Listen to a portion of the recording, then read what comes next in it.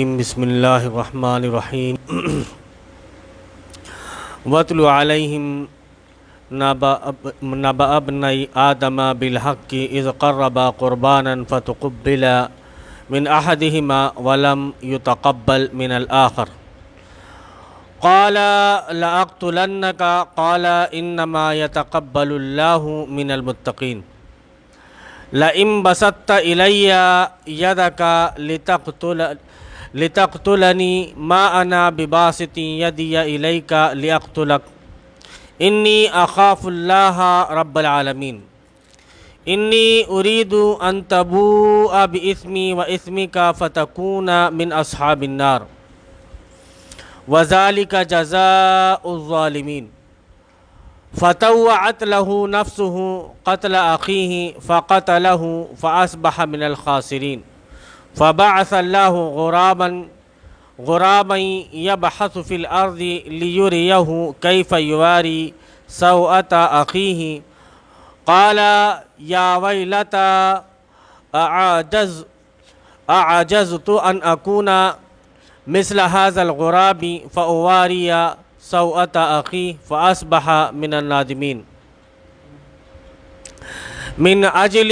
ذلك كتبنا على بني إسرائيل أنه من قتل نفسا بغير نفس أو فساد في الأرض فكأنما قتل الناس جميعا ومن أحياها فكأنما أحيا الناس جميعا ولقد جاءتهم رسلنا بالبينات ثم إن كثيرا منهم بعد ذلك في الأرض لمسرفون إنما جزاء الذين يحاربون الله ورسوله ويسعون في الأرض فسادا أن يقتلوا أو يسلبوا أو تقطع أيديهم وأرجلهم من خلاف أو ينفوا من الأرض ذلك لهم خزي في الدنيا ولهم في الآخرة عذاب عظيم إلا الذين تابوا من قبل أن تقدروا عليهم فاعلموا أن الله غفور رحيم صدق اللہ العظیم۔ معزز سامعین، ابھی آپ نے سورہ المائدہ مائدہ کی آیت نمبر 27 سے لے کر آیت نمبر 34 تک تلاوت سماعت فرمائی، جو سورہ مائدہ کا 5واں رکوع ہے۔ اللہ رب العالمین بیان فرما رہا ہے کہ اے نبی کریم صلی اللہ علیہ وسلم، اور ذرا انہیں آدم کے 2 بیٹوں کا قصہ بھی بے کم و کاس سنا دو۔ آدم کے 2 بیٹے حابل اور قابل، حابل اور قابل یا قابل اور حابل۔ جب ان دونوں نے قربانی کی تو ان میں سے ایک کی قربانی قبول کی گئی اور دوسرے کی نہ کی گئی۔ اس نے کہا میں تجھے مار ڈالوں گا۔ کس نے؟ جس کی قربانی قبول نہیں کی گئی۔ اس نے کہا کہ میں تجھے مار ڈالوں گا۔ اس نے جواب دیا، کس نے؟ جس کی قربانی قبول ہو گئی تھی، کہ اللہ تو متقیوں ہی کی نظریں قبول کرتا ہے، متقیوں کی ہی قربانیوں کو قبول کرتا ہے۔ اگر تو مجھے قتل کرنے کے لیے ہاتھ اٹھائے گا تو میں تجھے قتل کرنے کے لیے ہاتھ نہ اٹھاؤں گا۔ تو مارنا چاہتا ہے مار لے۔ میں اللہ رب العالمین سے ڈرتا ہوں، میں چاہتا ہوں کہ میرا اور اپنا گناہ تو ہی سمیٹ لے اور دوزخی بن کر رہ۔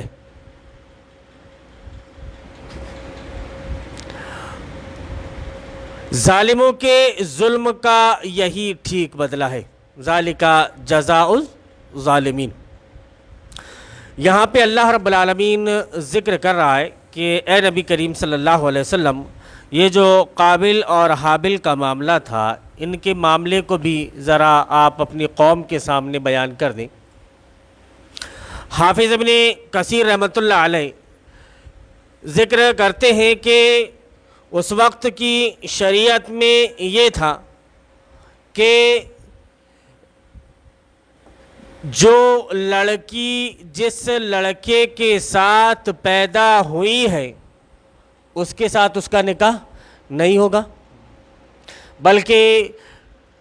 اس کے علاوہ دوسرے کے ساتھ میں جو پیدا ہوئی ہے اس کے ساتھ میں اس کا نکاح ہوگا۔ تو گویا جڑواں بچے پیدا ہوا کرتے تھے، تو قابل کے ساتھ جس بچی نے جنم لیا، جو بچی پیدا ہوئی وہ کچھ زیادہ خوبصورت تھی، اور حابل کے ساتھ جس لڑکی نے جنم لیا وہ تھوڑی خوبصورتی میں کم تھی۔ قاعدے کی روح کے مطابق سے یہ ہونا چاہیے تھا کہ جو لڑکی قابل کے ساتھ پیدا ہوئی ہے اس کا نکاح حابل کے ساتھ میں ہو،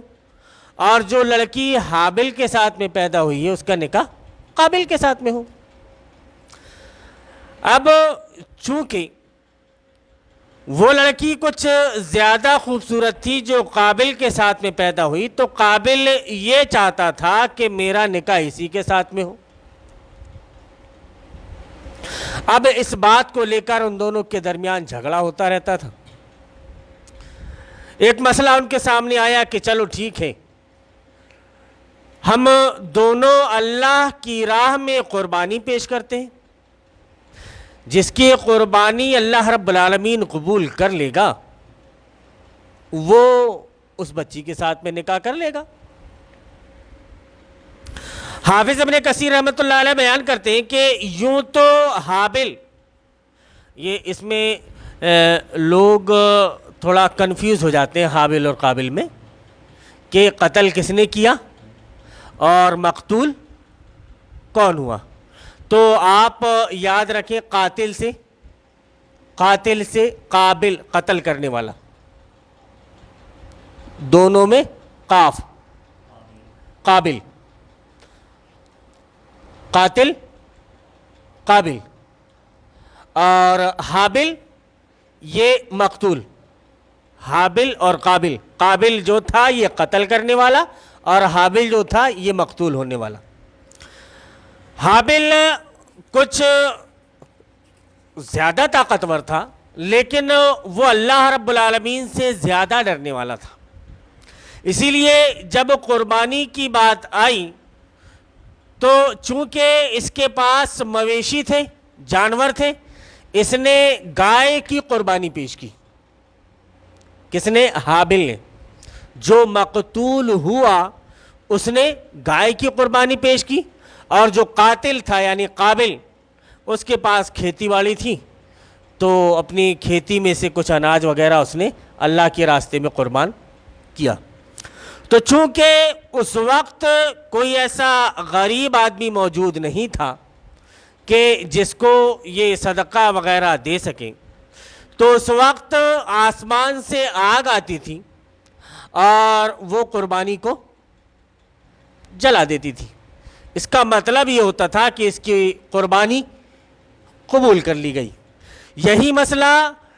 مال غنیمت کے سلسلے میں بعد کے انبیاء کرام علیہ السلام کے ساتھ میں تھا کہ جب بھی مسلمانوں کی جنگ کسی کافر کے ساتھ میں ہوتی تھی، کافروں کے ساتھ میں، اور جو بھی مال غنیمت آتا تھا تو اللہ رب العالمین کی طرف سے ایک آگ آتی تھی اور اس کو راکھ کر دیتی تھی، اس کو جلا دیتی تھی۔ کبھی اگر ایسا ہو گیا کہ کسی نے ایک اتنی بڑی چیز بھی اس سے چھپا لی تو آگ نہیں آتی تھی اور اس کو جلاتی نہیں تھی۔ نبی کریم صلی اللہ علیہ وسلم کا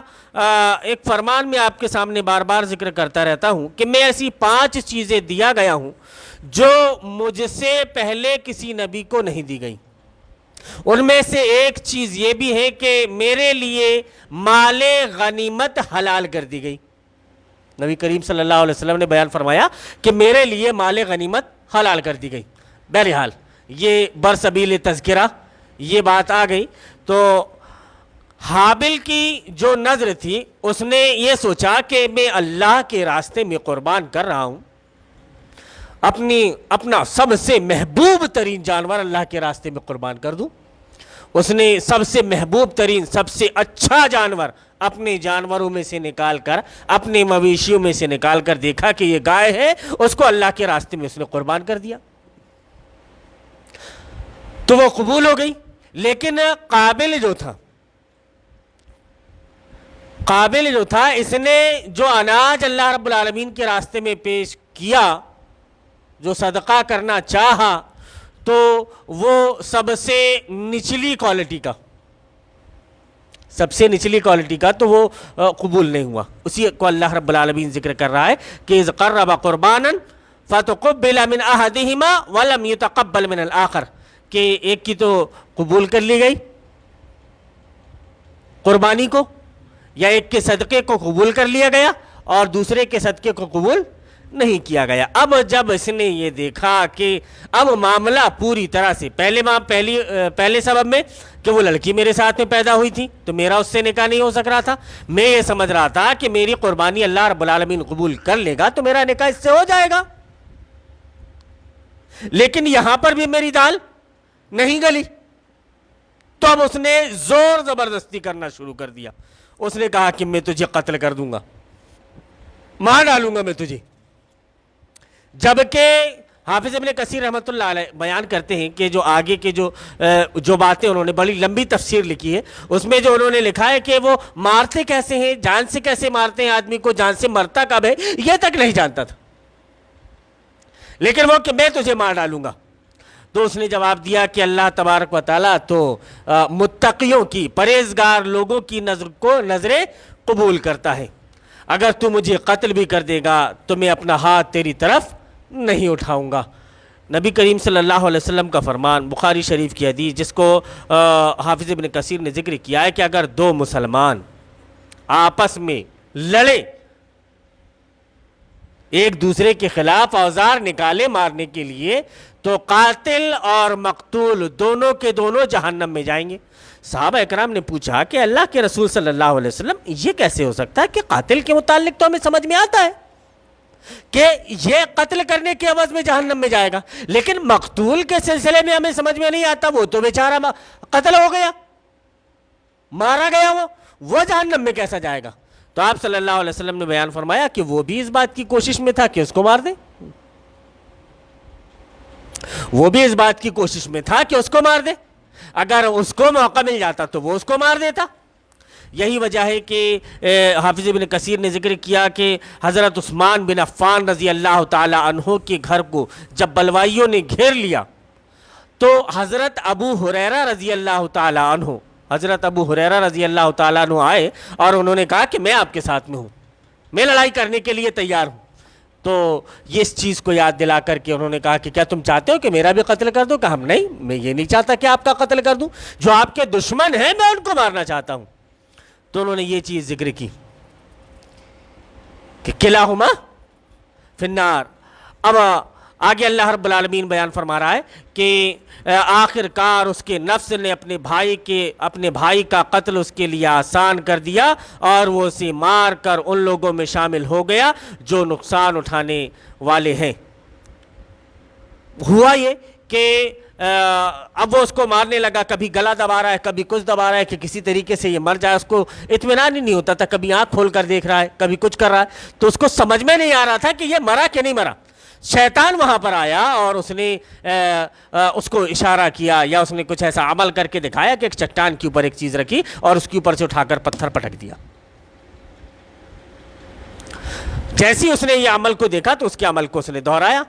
اب اس کا وہ قتل ہو گیا، مر گیا۔ اب ادھر سے جا کر کے حوا علیہ السلام کے پاس میں واویلا کیا کہ قابل نے حابل کو قتل کر دیا،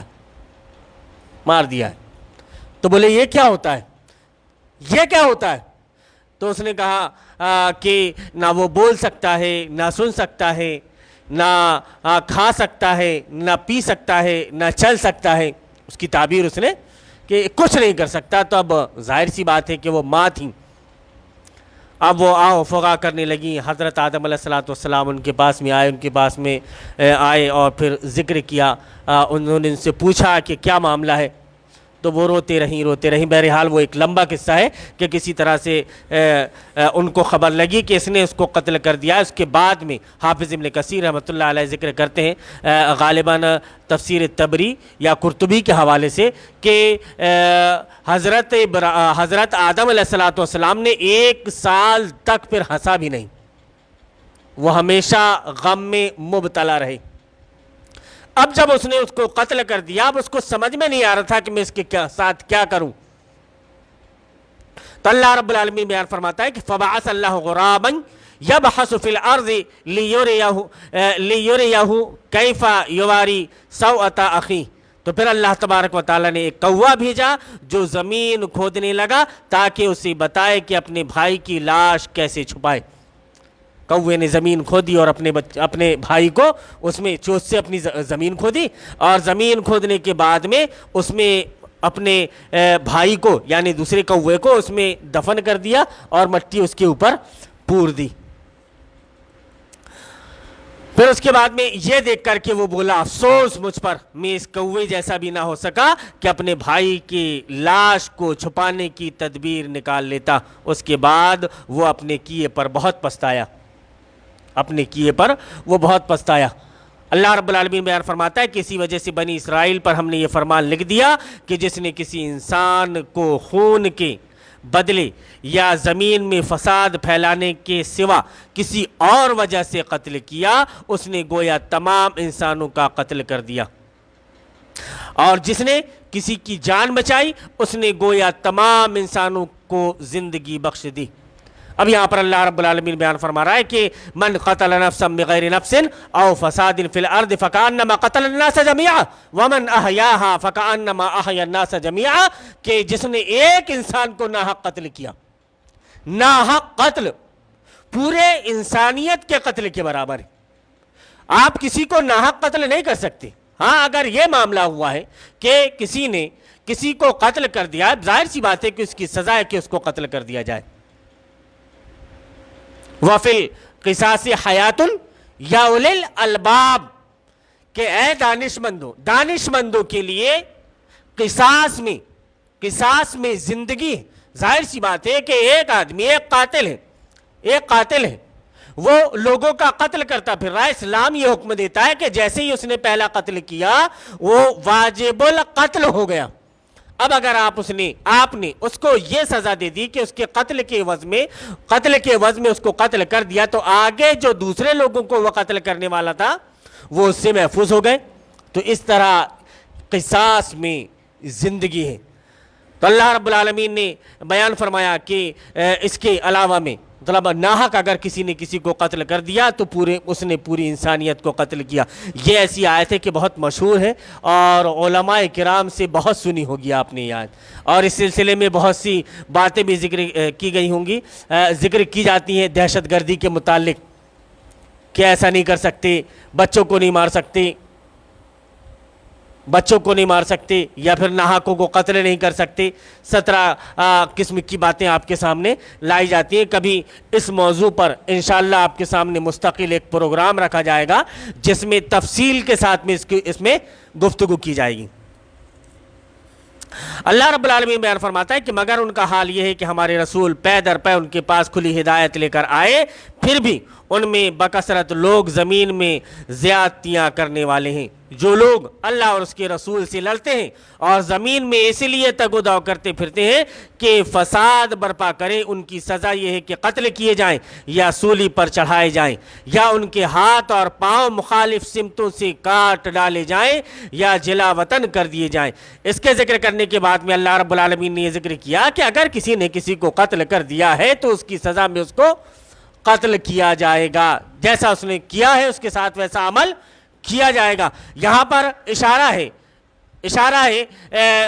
قبیلہ اورینا یا اکیل، دو نام حافظ ابن کثیر رحمۃ اللہ علیہ نے ذکر کیے ہیں کہ یہاں کے کچھ لوگ تھے، ان کو کچھ بیماری ہو گئی تھی، پیٹ ان کے باہر آ گئے تھے اور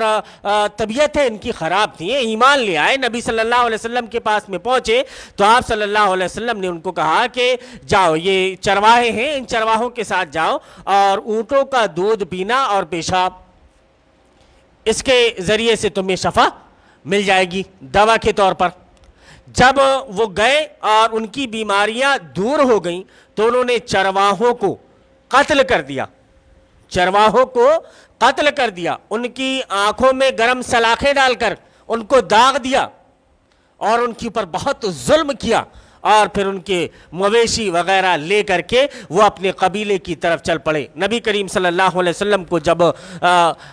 اس کی خبر ملی تو آپ صلی اللہ علیہ وسلم نے صحابہ اکرام رضوان اللہ علیہ مجمعین کی ایک ٹولی کو ان کے پیچھے پہنچایا، اور جب وہ آ گئے تو آپ صلی اللہ علیہ وسلم نے ان کے ساتھ یہ کیا کہ ان کو وہی سزا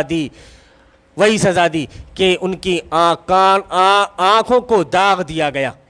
ان کے بازو، ایک طرف کا پیر اور ایک طرف کا ہاتھ کاٹ دیا گیا، مخالف سمت سے، ادھر کا ہاتھ کاٹا گیا تو ادھر کا پیر کاٹ ڈالا گیا۔ حافظ ابن کثیر رحمۃ اللہ علیہ بیان کرتے ہیں کہ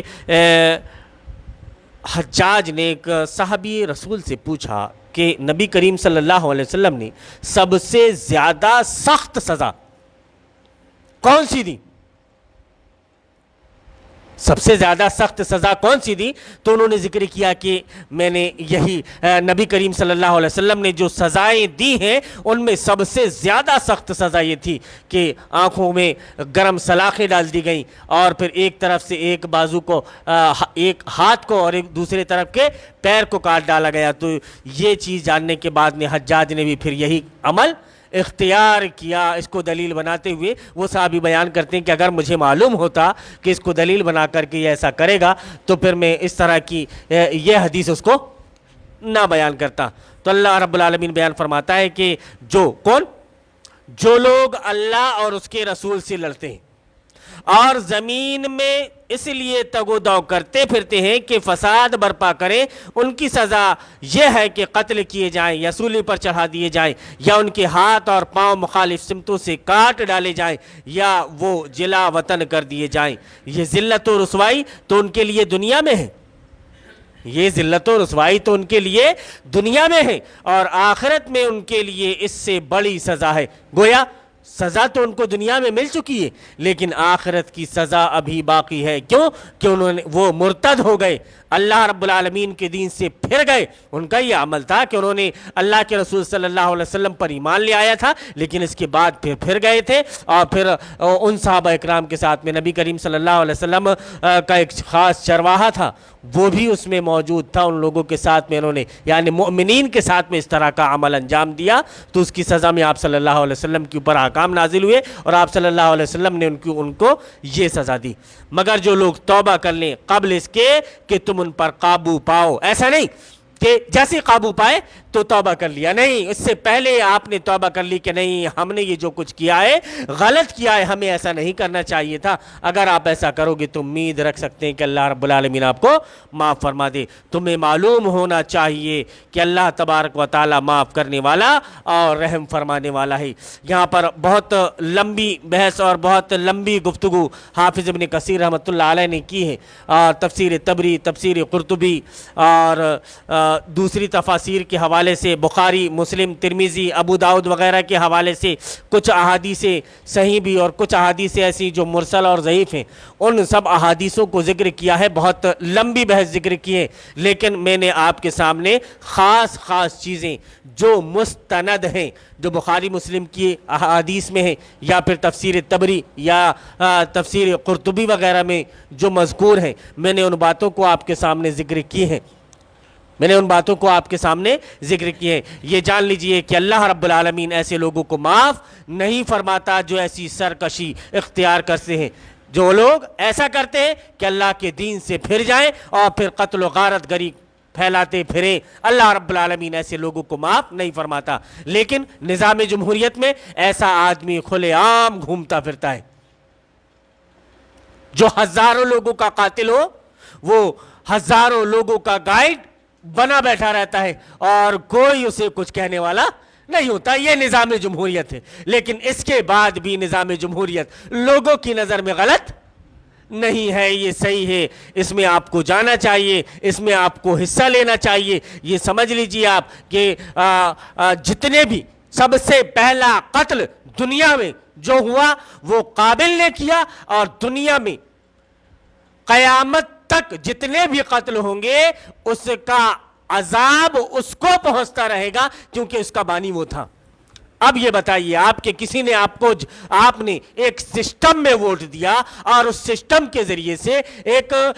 سودی کاروبار کو حلال کر دیا گیا, سودی کاروبار کا حلال کر دیا گیا, رشوت کے لین دین کو حلال کر دیا گیا, ٹیبل کے نیچے سے رشوت کے لین دین کو حلال کر دیا گیا, بے پردگی عام کر دی گئی, اور سارے احکام خداوندی کی نافرمانی کی گئی, ان کی خلاف ورزی کی گئی. آپ نے اس کا ساتھ دیا, آپ نے اس کا سپورٹ کیا, تو کیا اس کا اجر, کیا اس کا گناہ جو اس کو پڑ رہا ہے وہ آپ کو نہیں پڑے گا کہ ایک آدمی صرف آپ کے سبب سے, آپ کی وجہ سے وہاں پہنچا؟ جبکہ مسلم شریف کی حدیث کے مطابق کہ اس آدمی کا گناہ کیا ہے جس نے ایک سودی کاروبار کے لیے صرف گواہ بن گیا ہے, صرف اس کو گواہ بننا ہے, اس کو نہ لینا کچھ نہ دینا کچھ.